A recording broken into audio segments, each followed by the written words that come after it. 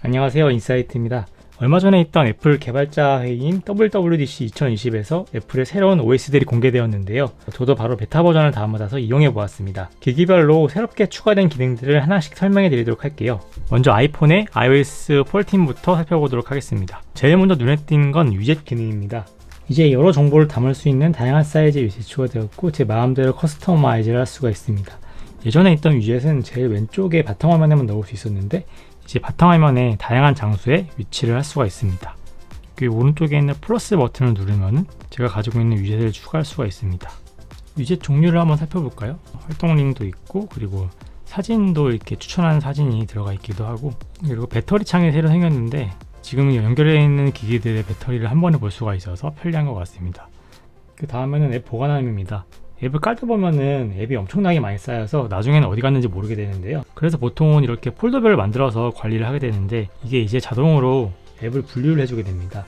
이렇게 가장 오른쪽에 바탕화면으로 가면은 카테고리별로 이렇게 분류가 되어 있는 걸 확인할 수가 있어요.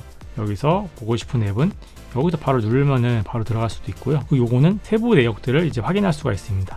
이 상태에서 그리고 위로 당겨주면은 앱을 검색을 할 수가 있어요. 그래서 여기서 검색할 수도 있고, 기본적으로 가나다 순으로 나와 있기 때문에 여기서 내려가면 찾을 수도 있습니다. 앱 바탕화면을 줄일 수도 있게 되는데요. 이렇게 수정하는 상태에서 밑에 부분을 눌러주면 페이지를 편집할 수가 있어요. 그래서 뒤에 있는 이것들은 제가 없애고 싶다고 하면 여기 들어가서 얘를 꺼주면 돼요. 얘도 꺼줄까요? 몇 개 없으니까. 아예 그냥 두 개만 둘 수도 있었고요. 이렇게 정리가 됐죠? 두 개만 남았습니다. 왼쪽으로 가면은 위젯 창이 따로 있는 거고, 오른쪽으로 가면은 앱 보관함이 따로 있고, 그래서 좀 더 편리하게 이런 화면을 구성할 수가 있는 거죠. 훨씬 더 관리하기가 깔끔해진 것 같습니다. 저 같은 경우는 첫 번째 화면은 위젯 위주로 해가지고 자주 사용하는 앱들 위주로 세팅을 해가지고 꺼내 놓았습니다. 나중에 필요한 앱들은 이제 앱 보관하면서 실행하면 되니까요. 굳이 많이 꺼내 놓을 필요가 없을 것 같아요. 그리고 이렇게 보다가 홈 버튼을 누르면은 바로 첫 번째 화면으로 가기 때문에 자주 확인하거나 중요한 내용들은 첫 번째에 위젯으로 넣는 게 되게 편한 것 같더라고요. 저는 지금 이제 메모를 넣어놨는데요. 제가 준비하고 있는 콘텐츠들의 주제를 메모로 정리해 놓았습니다.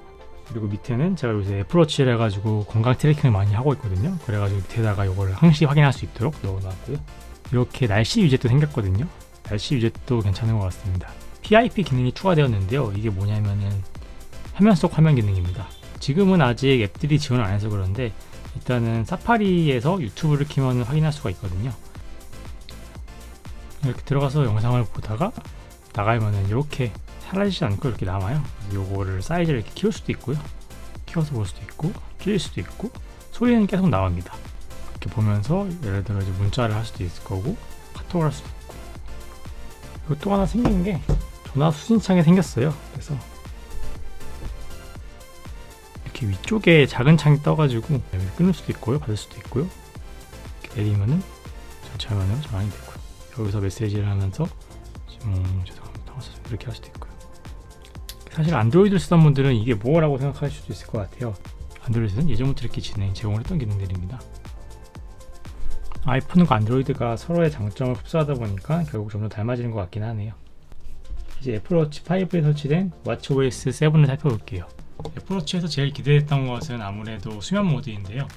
미밴드 같은 피트니스 트래커에서는 제일 기본적인 기능인데 오히려 스마트워치 시장 점유율 1위인 애플워치에서는 이제야 도입이 되었습니다. 애플워치 앱을 보시면은 여기 이런 새로운 아이콘이 생겼는데 이게 바로 수면 모드입니다. 들어가면은 제가 수면을 설정해 놓은 시간이랑 그리고 어제 잔 그 시간을 분석해 놓고 있죠. 자세한 내용을 보려면은 아이폰에서 확인하셔야 됩니다. 워치로 들어가면은 수면 모드를 켤 수가 있습니다. 그리고 세부 내용은 여기 워치가 아니라 건강에 들어가서 밑으로 내리면은 수면 라인이 새로 생겼거든요. 여기서 제가 자는 시간을 이렇게 지정을 할 수도 있고요. 11시 반에 자는 걸로 해놨는데 이거 좀 땡기면은 이렇게 조정을 해가지고 10시에 잘 수도 있고, 수면 목표를 제가 조정을 할 수도 있죠. 지금은 수면 목표를 7시 반으로 했는데 수면 목표를 저는 평일이랑 주말에 취침 일정을 다르게 만들어 놨거든요. 평일에는 11시 반에 자고 그리고 주말에는 12시에 자는 일정을 맞춰놨습니다. 수면 목표도 정할 수 있는데 저는 7시로 설정을 해놨고요. 취침 준비 시간은 45분을 했는데 이렇게 해놓으면은 제가 수면으로 지정해둔 45분 전부터 핸드폰에 알람이나 진동이 오지 않아요. 알람이나 진동이 알림 센터에만 들어가 있고 실제로 얘가 벨이 울리거나 하지 않는 거죠. 그래서 잠을 도와준다고 합니다. 그리고 취침 준비 시간 단축을 하는 게 있는데 취침 준비 시간이 되면은 뭐가 뜨게 할 수 있는 거예요. 예를 들어서 이제 유튜브 뮤직에 들어가면은 자장가를 그때 맞춰서 틀어줄 수도 있을 것 같고, 팟캐스트를 틀을 수도 있을 것 같고, 메모나 이런 노터빌리티 같은 걸로 해서 일기를 쓰라고 할 수도 있을 것 같고요. 여러 가지 기능들을 연동을 할 수 있습니다. 그리고 애플워치에 재밌는 기능이 하나 생겼는데요. 바로 손 씻기 기능입니다. 손 씻기 기능은 여기 옵션에 가면은 핸드워싱이라고 생겼죠.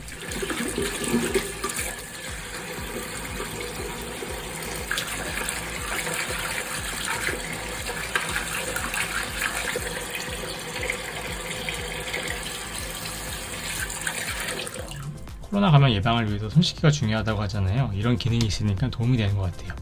새로운 워치페이스가 추가가 되었습니다. 크로노그래프 프로라는 거예요. 색상도 바꿔줄 수가 있고요. 컴플레이션 뭐 이런 거를 다 바꿀 수도 있죠. 이렇게 다 이게 내 귀퉁이를 제가 원하는 걸로 바꿔서 넣을 수도 있습니다. 시계 눈금을 키미터와 60초, 30초, 6초, 3초로 바꿀 수가 있어요. 3초로 해놓으면은 얘를 이렇게 이러면 이제 초를 재는 거거든요. 3초에 한 번씩 돌아갑니다. 1, 2, 3초 이렇게 시간을 재는데 좀 더 직관적으로 기계치 시계처럼 활용할 수 있는 그런 크로노그래프 프로가 들어갔습니다. 그리고 여기 보시면은 왼쪽에 이렇게 공유하기 버튼이 하나 생겼는데요. 이게 현재의 워치페이스를 이제 그대로 공유할 수가 있어요. 제가 열심히 커스터마이즈한 워치페이스를 남에게 공유할 수가 있게 되는 거죠. 이거를 누르면은 메시지를 해가지고 공유할 수가 있고요. 이런 식으로 문자가 이렇게 들어옵니다. 나의 페이스에 추가를 할 수가 있어요. 추가를 바로 할 수가 있죠. 그 다음으로는 아이패드 프로에 대해서 한번 해볼게요. 아이패드 프로도 이렇게 똑같이 이렇게 위젯이 생겼어요. 위젯을 활용해가지고 이렇게 다양하게 활용을 할 수 있게 되었고요. 제일 큰 기능이 하나 생겼어요. 스크래블 기능이라고 해가지고 요게 생겼는데, 요게 뭐냐면은 제가 쓰는 거를 메모로 그려줍니다. 예를 들어서 아이패드 라고 쓰면은 아이패드라고 딱 잡아주죠. 대소문자도 정확하게 잡아주네요. 근데 이게 아쉬운 게 지금 영어랑 한자만 지원한대요. 그래서 한글이 되지 않는 게 좀 아쉽습니다. 한글을 쓰면은 이상하게 잡아요. 한글은 제대로 안 돼요. 그리고 얘를 지울 때는 이렇게 하면은 지워집니다. 선택할 때는 이렇게 하면 선택이 되고요. 그리고 또 하나 있는 게 선을 그리면은 약간 삐뚤삐뚤하게 되잖아요. 선을 그린 다음에 잠깐만 유지해주면은 똑바로 보정이 이렇게 돼요. 정확하게 이렇게 직선으로 보정이 됩니다. 그리고 약간의 곡선도 이렇게 부드럽게 잡아줘요. 동그라미도 잡아주고요, 세모도 잡아주고, 네모도 잡아주고. 이게 뭐 프로크리에이트 같은 이런 디자인하는 그런 앱에서는 지원을 했던 기능인데 이렇게 기본 메모 앱에도 지원하게 됐습니다. 그리고 또 하나 대박인 게 방금 보여드렸던 이 기능이 사파리에서 적용이 됩니다. 이렇게 여러 창에다가 펜으로 다음 넷을 그려서 이동을 할 수 있는 거죠.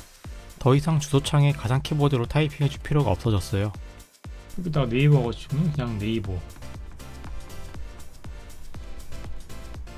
쳐주면 나오죠. 그래서 여기도 똑같이